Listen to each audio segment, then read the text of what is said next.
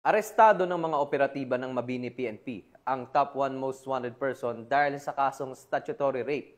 Nahuli ang suspect sa bisa ng warrant of arrest na ipinalabas ng korte. Patrolwoman Dominic De Palubos sa balita.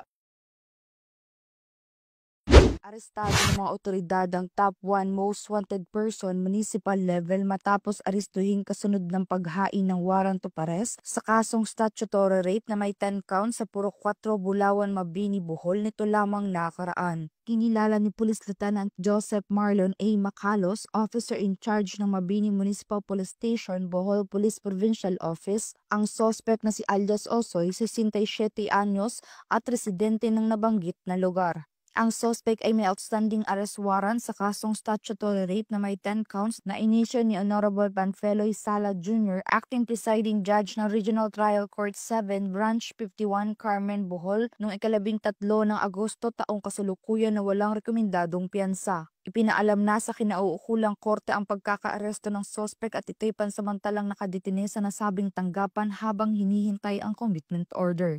Magandang araw sa ating lahat. Ating ipagbigay alam sa publiko na meron tayong naaresto na most wanted person, top 1 municipal level, sa kasong statutory rape 10 counts, with no bail recommended. Siya po ay nahuli by virtue of warrant of arrest na inisyo ng Regional Trial Court 7th Judicial Region, Carmen, Bohol. At ang ating suspect po sa ngayon ay kasalukuyang nakadetain sa ating lock-up facility ng ating stasyon.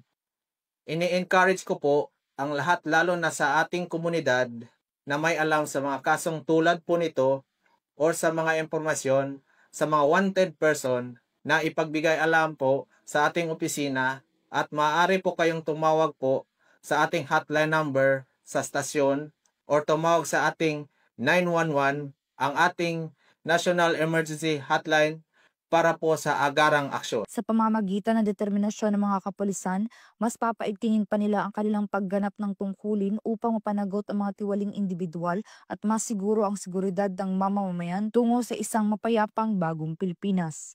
Mula dito sa Central Visayas, ako yung Police News Network Correspondent, Patrolwoman Judith Nicanor, alagad ng batas, tagataguyod ng Balitang Pulis.